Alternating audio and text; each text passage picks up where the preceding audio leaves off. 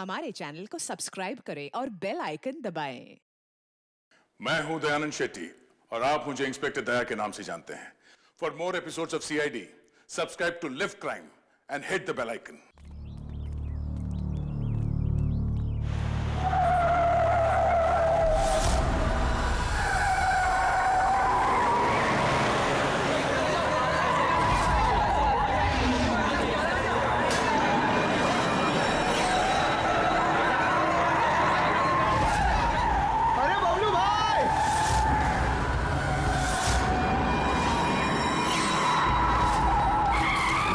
गाड़ी में कोई भी नहीं है।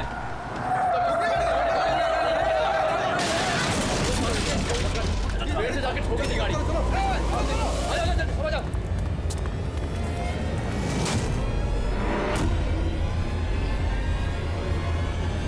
अरे बबलू भाई, अंदर तो देखो, ड्राइवर नहीं है। गाड़ी अपने आप कैसे चल रही थी?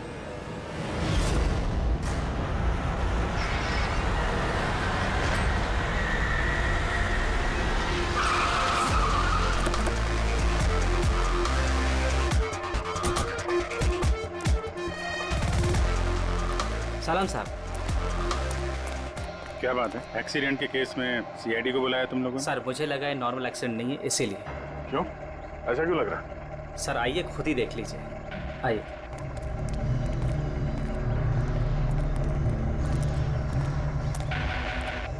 सर दरवाजा खुल नहीं रहा था, बड़ी मुश्किल से हमने खोला इसे।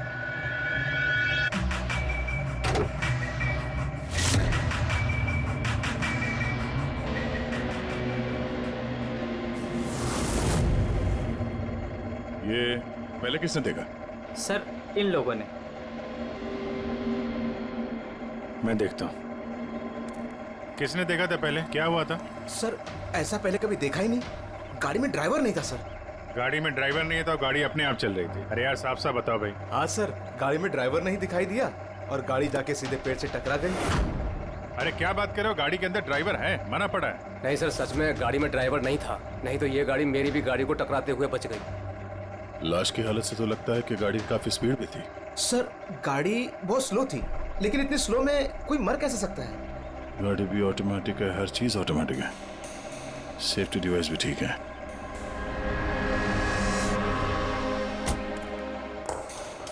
ये लोग तो बोल रहे हैं कि इन लोगों ने इसे ड्राइव करते हुए देखा ही नहीं। अच्छा, तो हो सकता है ये ड्राइवर पहले से घायल हो, जिसकी वजह से ये ड्राइविंग सीट से फिसल के स्टीयरिंग के नीचे जो जगह वहां पे सरक गया और उसके बाद ही एक्सीडेंट हुआ। शायद इसीलिए नहीं दिखा होगा। कुछ पता चला कौन है? कुछ आईडी वगैरह? अरे हाँ, इसका नाम अमन है और उसका मोबाइल है पूरी तरह से टूट गया। और एक बात अभिजीत, ये गाड़ी ऑटोमेटिक है, ये देखो इंजन अभी भी ऑन है, ऑफ नहीं हो रहा है। हो सकता है जब ये एक्सीडेंट हुआ हो उसकी वजह से जो इम्पैक्ट हुआ उससे ये कार का कंप्यूटर क्रैश हुआ। यार ये लोग तो बोल रहे हैं कार बहुत स्लो थी जब टकराई। ऐसा इम्पैक्ट? कहीं कार के साथ कुछ छेड़छाड़ तो नहीं की गई? हो सकता है। ठीक है, गाड़ी को पुलिस गैराज भेजते हैं और इसको फोरेंसिक लैब। मैंने इस गाड़ी को अच्छी तरह से चेक किया है। इस कार को मॉडिफाई किया गया है, एक्स्ट्रा सेफ्टी फीचर्स दिए गए हैं।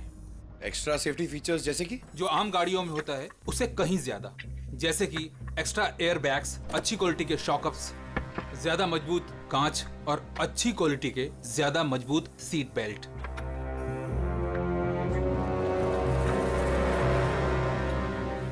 ये देखो, निकोटीन पैच। Nicotine patch? ये तो सिगरेट छोड़ने के काम में आता है ना? हम गाड़ी के सिस्टम को कंप्यूटर से लिंक कर सकते हैं? जी हाँ मैडम, एक मिनट।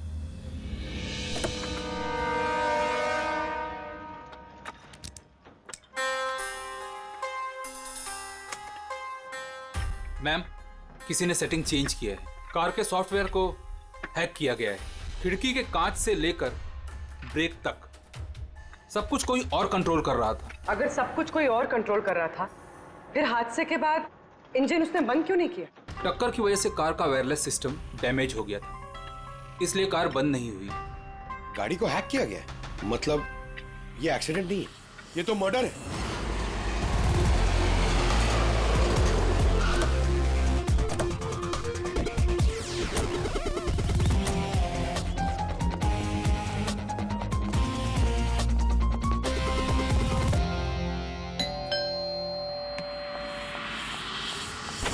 अमन, आप लोग CID।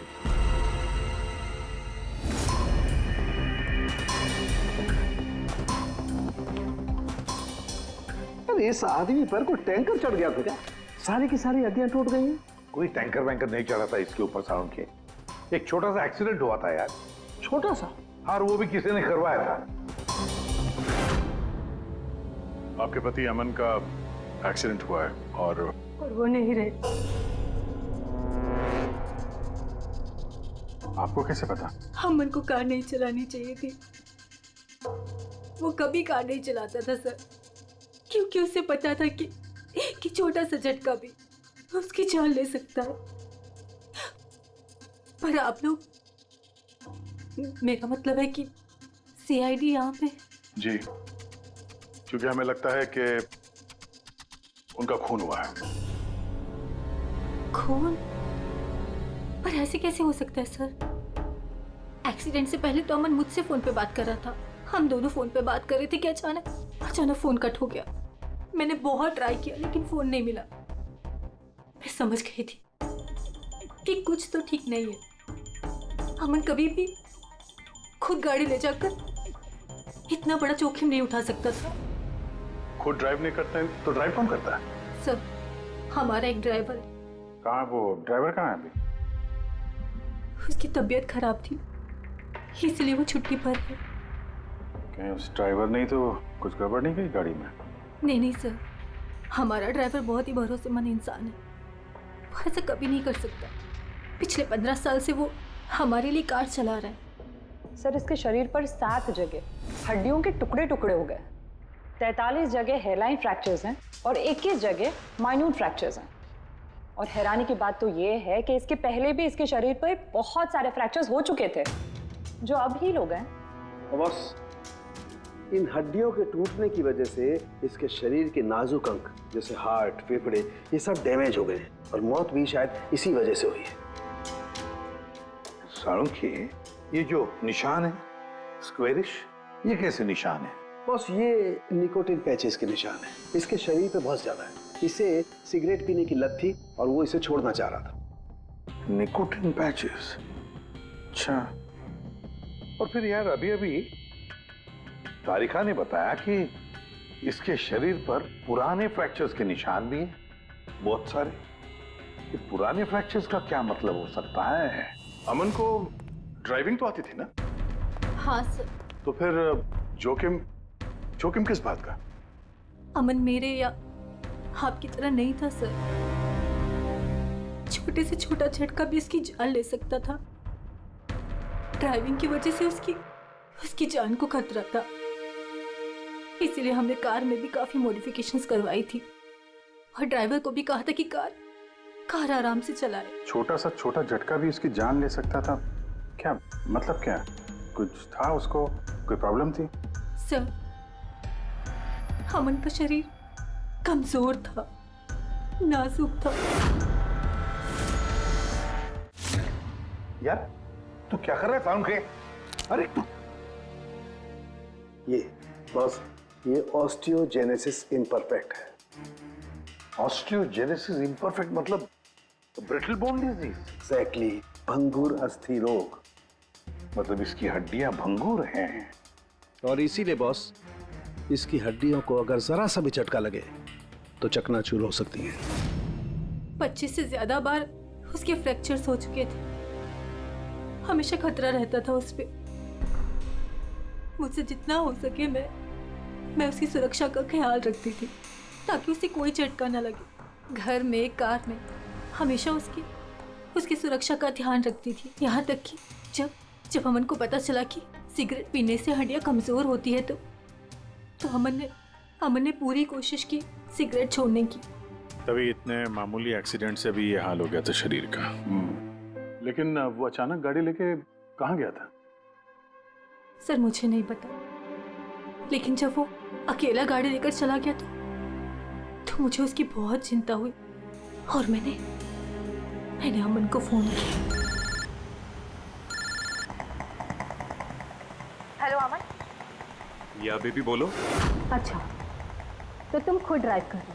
तुम्हें पता है ना तुम्हारा ड्राइव करना कितना ज्यादा खतरनाक है, लेकिन तुम मेरी बात सुनते तक नहीं।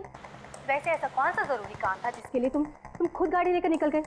ड्राइवर तक का वेट नहीं किया गया तुमसे। जरूरी था स्वीटहार्ट, लेकिन तुम परेशान मत हो, मैं गाड़ी आराम से ही चला रहा हूँ। अमन, मुझे ऐसा क्यों लग रहा है कि तुम मुझसे कुछ छुपा रहे हो? देखो सुप्रीति, मैं मानता हूँ कि मैं सारी बातें तुमसे शेयर नहीं कर पा रहा, लेकिन इसका मतलब ये नहीं कि तुम उल झुल बातें सोचने लग जाओ।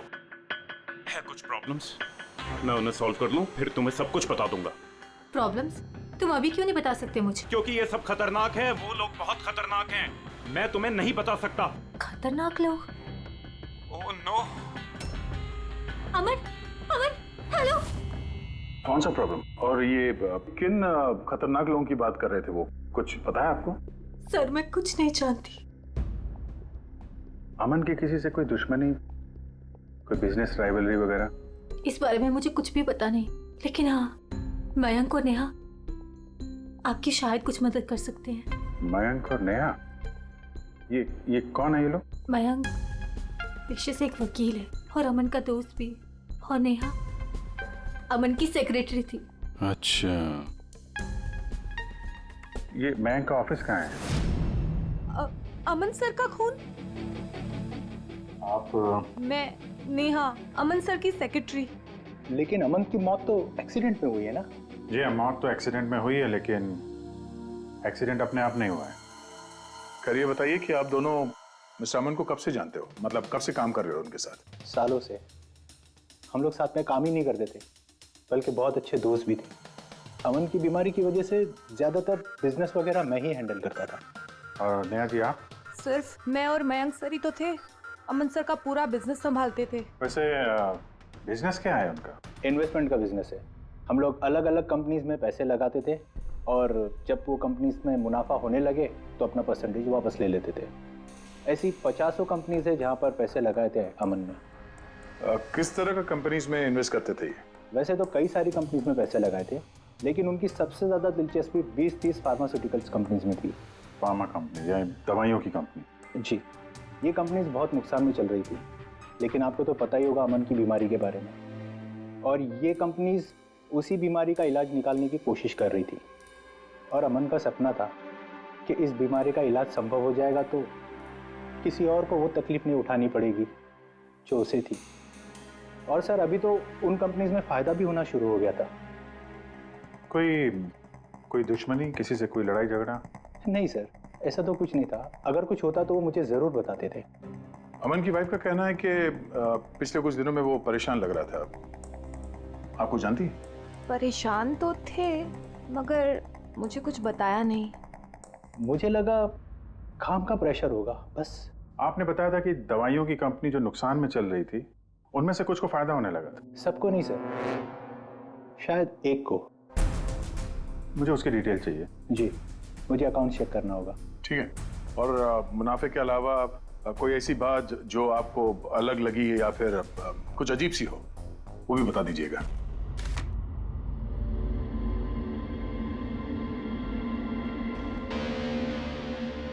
ये जादव है सर, अमन का ड्राइवर। काफी परेशान लग रहा है वो। देखते हैं।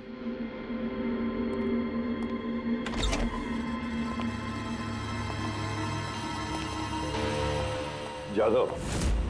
जी सर। अमन के ड्राइवर है ना? जी सर। क्यों, छुट्टी पर क्यों गए थे तुम? साहब, बीमार हूँ और अमन सर ने मुझे खुद छुट्टी दिया था। मिस्टर अमन को तुम ही लेके जाते थे ना? जी मैडम, अमन सर मेरे साथ ही जाते थे। कभी वो कोई टैक्सी वगैरह नहीं लेते थे। तो फिर तुम तो हमें बता सकते हो कि अमन साहब कहाँ कहाँ जाते थे, है ना? जी जी। ये देखो जादव, ये जगह पर उनकी मौत हुई थी। अब ये जो रास्ता है, ये कहाँ पर जाता है, या फिर वो इस रास्ते पर कहाँ जा रहे थे, ये तुम्हें पता है? मुझे नहीं पता है। देखो, हमें पता है कि तुम इसके बारे में जानते हो। तुम्हारी भलाई इसी में है कि सीधे सीधे बता दो। जी मैडम। सुप्रीति मैडम से कुछ कहिएगा मत। वो सड़क के कुछ दूर पे एक मोटेल है, वहाँ हमेशा वो बार बार जाते थे। मोटल में बार बार जाते थे? क्यों? इससे मिलने जाते थे? जी साहब, एक मैडम थी।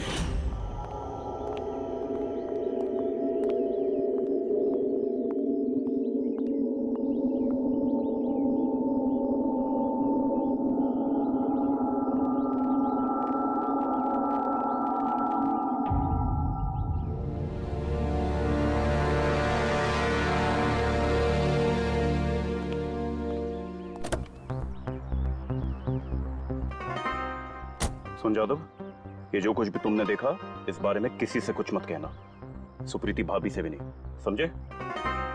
ओके? जी सर। मैडम थी।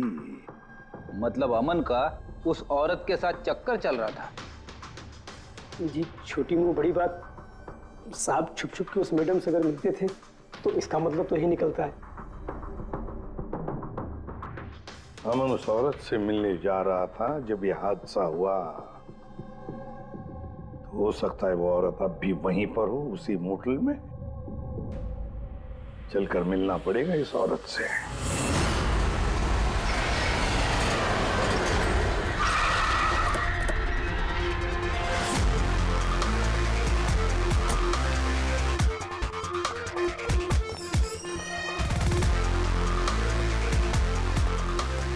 Excuse me? Yes madam, how can I help you? हम किसी से मिलने आए हैं। लेकिन आप लोग हैं कौन और किससे मिलना है आप लोगों को? हम लोग सीआईडी से। ये आदमी, ये आपके मोटेल में आता जाता रहता है? हाँ मैडम। किससे मिलने आता है? हमारे होटल के रूम नंबर 305 में एक मैडम रुकी हुई है, रूही। वो उनसे अक्सर मिलने आता रहता है। 305? यस सर, वो अभी चेकआउट करने वाली है। ये रूही हाथ से निकलनी नहीं चाहिए। कहाँ से जाना है? सर यहाँ से लेफ्ट। पंकज, स्टेयरकेस से जाओ, हम दोनों लिफ्ट से जाते हैं।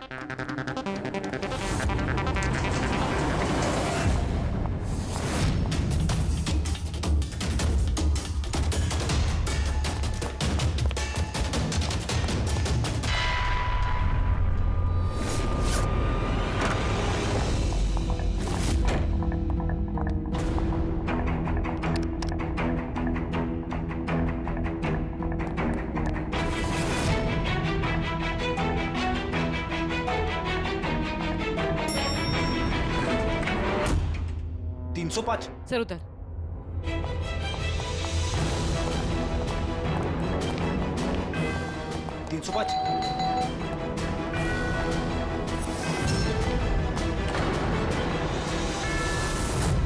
रूही?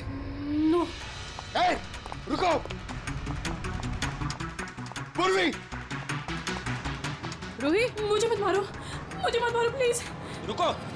रूही, रूही, ए रूही, रूही, रूही, रुको, रूही।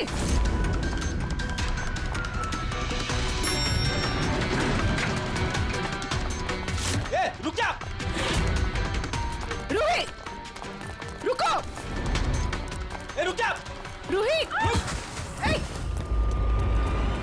मार दो मुझे, लेकिन तुम लोग भी बच नहीं पाओगे। तुम लोगों का सच सबके सामने आ ही जाएगा। सच? कौन सा सच?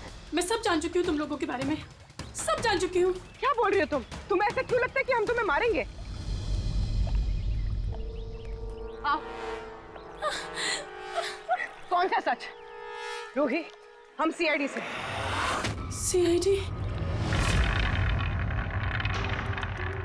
चलो मान लिया रूही कि तुमने कुछ नहीं किया, लेकिन अगर तुमने कुछ नहीं किया तो वहां से भागी क्यों?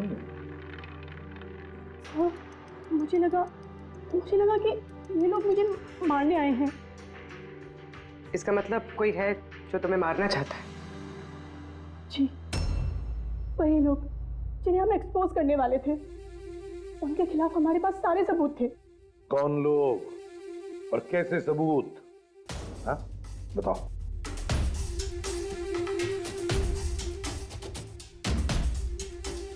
इसे तुम जानती हो ना, यमन है ना? इसी के साथ तुम मिलकर काम करती थी, इसी के साथ मिलकर तुम उन लोगों को एक्सपोज करने वाली थी। जिसकी वजह से अमन की जान चली गई। देखो री, अब शायद तुम्हारा नंबर है, वो लोग तुम्हें मारेंगे।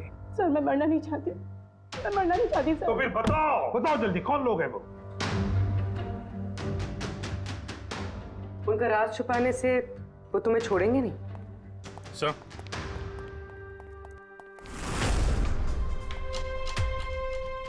री,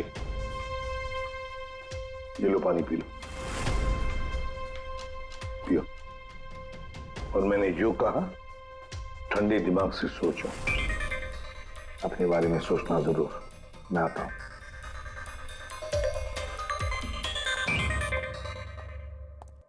घबराई हुई है, डरी हुई है। लेकिन अब डरने की क्या जरूरत है सर? अब तो सीआईडी के पास है वो। लेकिन सर वो हम पे भरोसा नहीं कर पा रही, थोड़ा वक्त लगेगा। से जो अमन का वकील है मयांक, उससे क्या पता चला? सर अमन ने बहुत सारी दवाई की कंपनियों में पैसा लगाया था, लेकिन वो सब की सब घाटे में चल रही थी। एक कंपनी है जिसने अभी अभी फाइनली फायदा करना शुरू किया था, CRM फार्मास्यूटिकल। और सर ताजुब की बात यह है कि अमन ने पिछले हफ्ते ही इस कंपनी के साथ जितने भी डीलिंग्स है वो सब तोड़ दिए, और मयंक भी इस बात से काफी हैरान था। वही तो समझ में नहीं आ रहा है कि इस अमन ने जब ये कंपनी लॉस में जा रही थी तब उसके साथ तो डील नहीं तोड़ा, और जब ये कंपनी प्रॉफिट कर रही है तब डील तोड़ने जा रहा है। और सर वो मयंक से कभी कोई बात छुपाता नहीं था, उसने ये बात मयंक को बताई भी नहीं।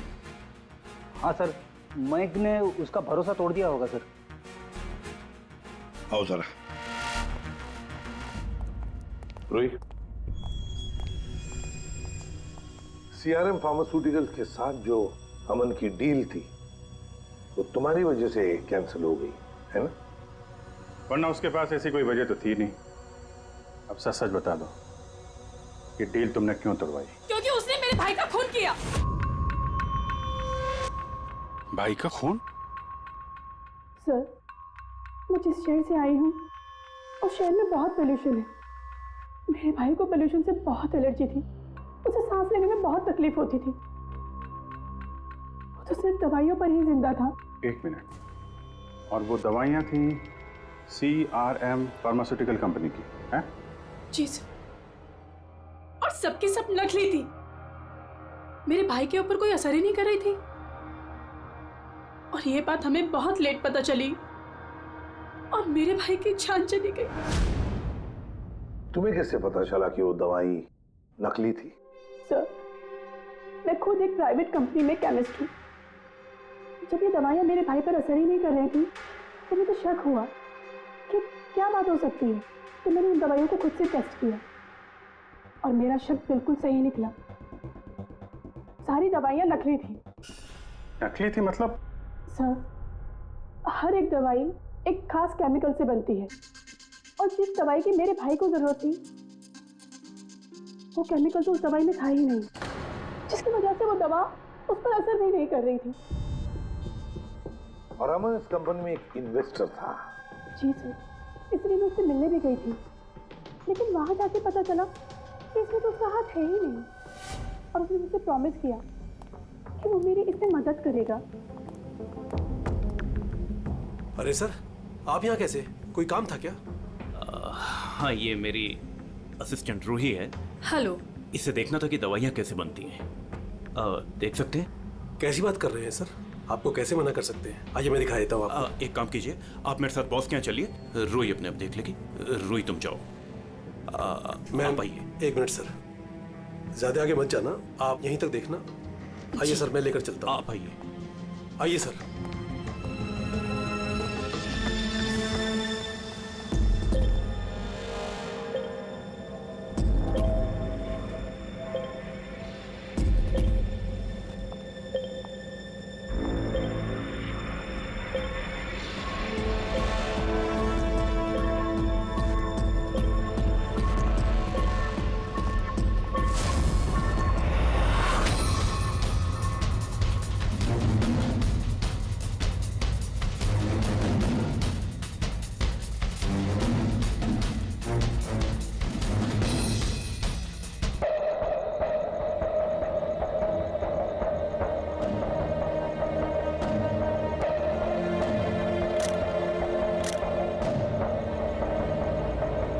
ये तो वही केमिकल है, लेकिन ये लोग यहाँ से बाहर क्यों लेके जा रहे हैं? फिर हमने सारे सबूत जुटा लिए थे और सारे सैंपल्स भी टेस्ट किए थे।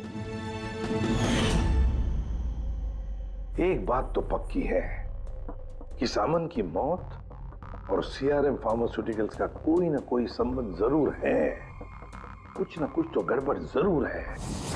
बॉस, इतनी सुरक्षित कार होने के बावजूद इसकी हड्डियां कैसे टूटी ये पता चल गया।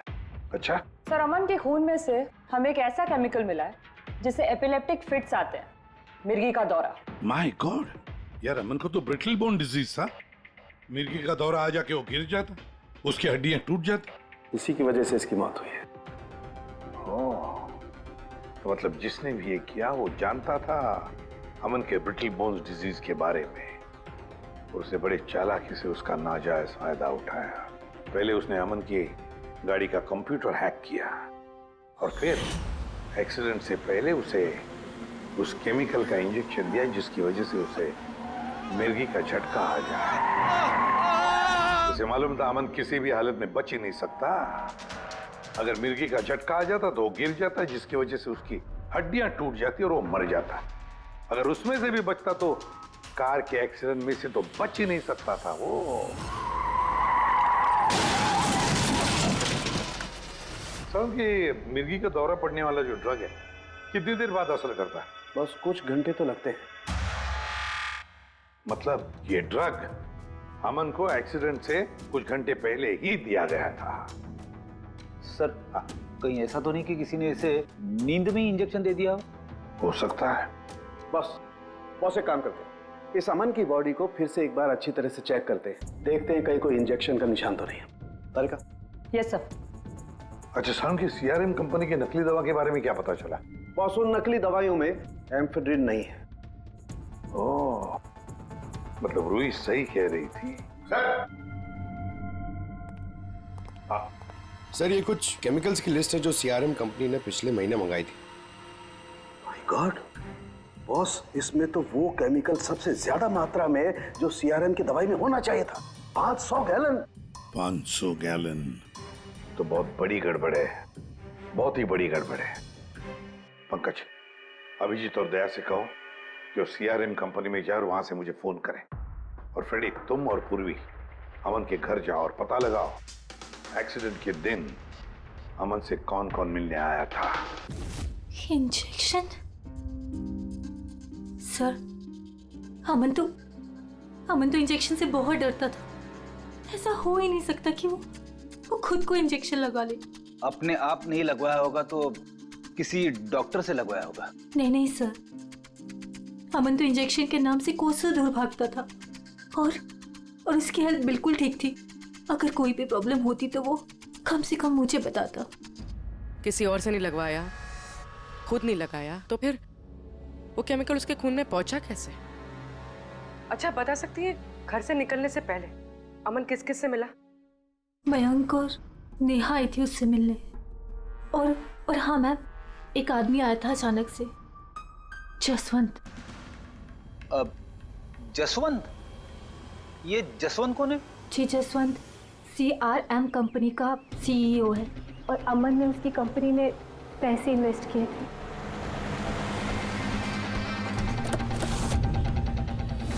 मिस्टर जसवंत, आप अमन के घर गए थे उससे मिलने के लिए उसके एक्सीडेंट के कुछ घंटे पहले? जी सर, मैं गया था लेकिन मिल नहीं पाया था। तो दरअसल उनकी वाइफ ने मुझे बताया कि वो सो रहे हैं, तो मैंने सोचा वो शायद मुझे अवॉइड करना चाहते होंगे, तो मैं वापस चला आया। पापा, अमन ने हमारे साथ बिजनेस डील कैंसिल की, फिर भी आप उससे मिलने गए थे? जी बेटा, क्योंकि मैं उनको वापस लाना चाहता था। सर वो हमारी नई यूनिट के लिए बहुत जरूरी था। तो जसवंत जी, जब आप अमन से मिलने उसके घर गए तो वाइफ सुप्रीति के अलावा वहां कोई और भी था? मैं जब गया तब तो वहां कोई नहीं था, लेकिन हाँ जब मैं वहां से निकला तो उनके लॉयर मिस्टर मयंक और सेक्रेटरी नेहा, वो दोनों जरूर उनके घर आए थे। अच्छा, ठीक है, thank you very much. Boss, ये देखो, ये निकोटिन पैच का हिस्सा और यहाँ पर देखो ये इंजेक्शन का निशान। खूनी ने यहीं से वो मिर्गी के दौरे वाला इंजेक्शन इसे दिया है। इसका ये हिस्सा सुन्न करके, हाँ, और वो इस पैच के जरिए। इसे इमला पैच कहते हैं। इमला पैच? ये बच्चों को इंजेक्शन लगाने से पहले लगाते हैं ताकि वो पर्टिकुलर एरिया सुन पड़ जाए और उन्हें दर्द ना हो। अब बस ये एमला पैच और ये निकोटिन वाला पैच, ये देखो बस, ये दोनों पैच एक जैसे दिखते हैं, बिल्कुल एक जैसे। हाँ, खूनी ने इस निकोटिन वाले पैच की जगह ये एमला पैच इसके हाथ पर लगाया, इसके हाथ का ये हिस्सा सुन्न कर दिया और बाद में मिर्गी के दौरे वाला इंजेक्शन यहाँ से लगा दिया, शायद तब जब वो सो रहा था। हाँ सर, ये कर कौन सकता? जसवंत तो एक हफ्ते से अमन को मिला भी नहीं, तो फिर सर वो मयंक या फिर नेहा, वो तो नहीं। पंकज, ये खेल कौन खेल रहा है तो हम पता लगा ही लेंगे। अब हम भी एक खेल खेलेंगे, एक ऐसा खेल जिसमें जीत सिर्फ हमारी ही होगी, हमारी जीत।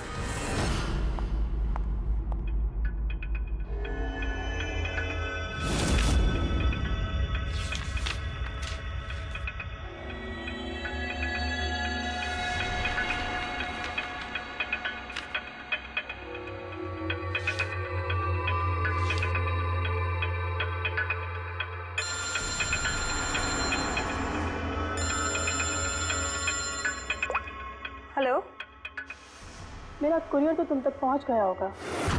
कौन है तुम? और ये सब मुझे क्यों भेजा है? तुम लोगों ने अमन को तो मार डाला, लेकिन तुम लोग मुझ तक नहीं पहुंच सकते। अगर तुम लोग चाहते हो कि मैं अपना मुंह बंद रखूं, तो मुझे 5 करोड़ रुपए देने होंगे। ये क्या बकवास कर रही हो?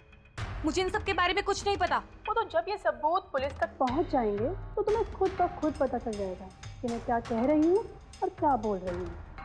देखो देखो देखो, मैं कुछ इंतजाम करता हूँ, मुझे थोड़ा सा टाइम दे दो। ठीक है, तुम्हें 2 दिन का वक्त मिलता है, मैं फिर कॉल करूँगी।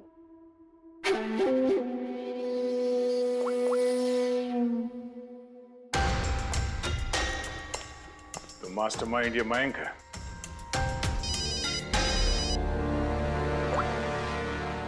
हेलो अभिजीत सर, मैं मयंक बोल रहा हूँ।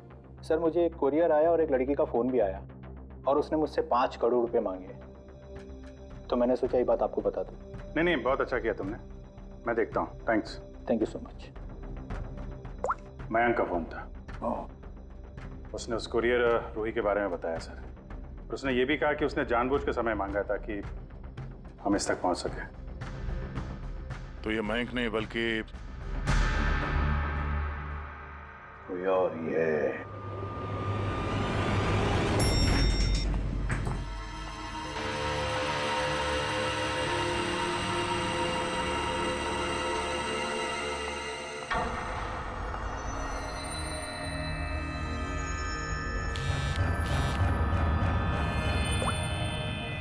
हाँ सर। पूरी इसने यहाँ पर नजर रखी है ना तुमने? हाँ सर, वो अभी यहाँ से निकली है। कड़ी नजर रखना पूर्वी, बिल्कुल कड़ी नजर। अपनी नजरों से ओझल मत होने देना उसे। ये नेहा ही हमें उस खूनी तक पहुंचाएगी। सर।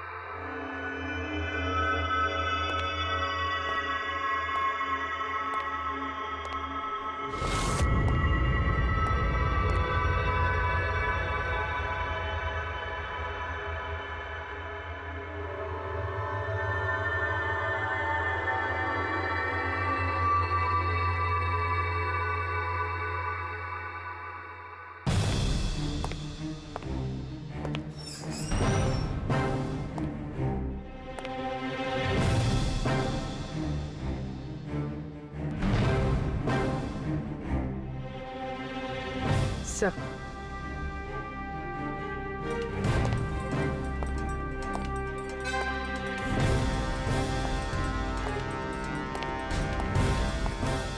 क्या हुआ?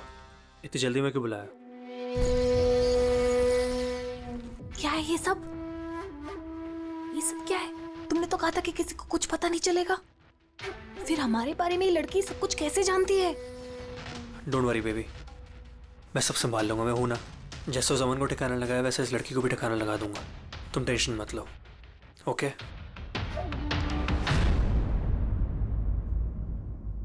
पहले हमसे तो निपट लो। You are under arrest, Mr. Ashwin.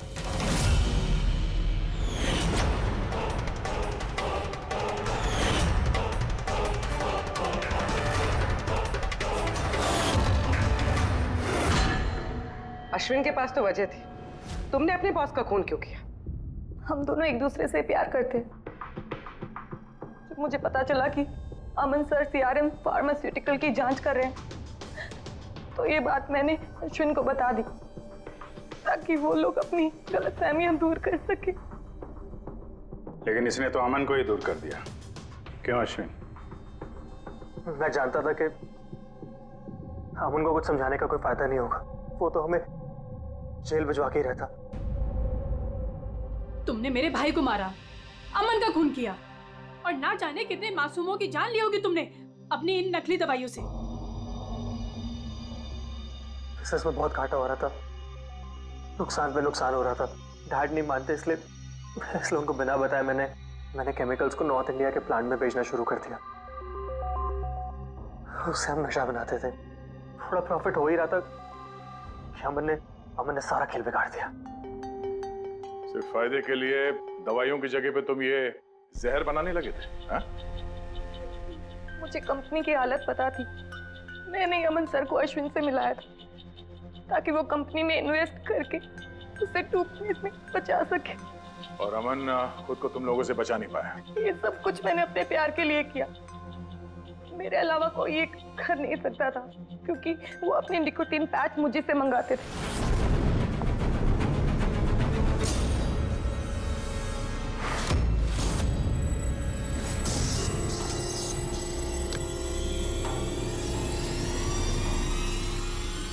उसके अगले दिन जब हम अमन के घर पर गए।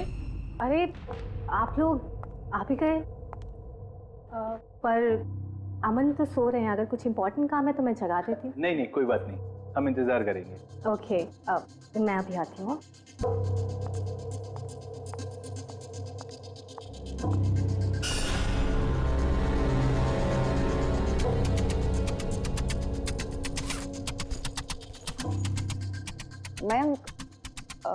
मैं जरा वॉशरूम होकर आऊं।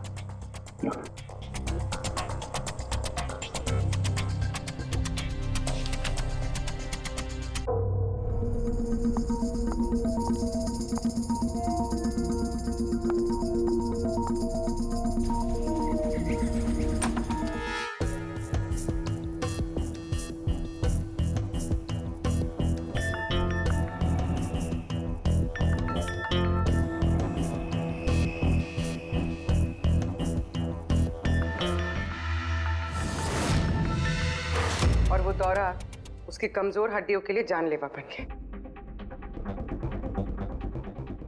और तुम चीफ टेक्नोलॉजी ऑफिसर, तुमने रिमोट कंट्रोल से अमन के कार के कंप्यूटर को हैक कर दिया और उसका एक्सीडेंट करवाया।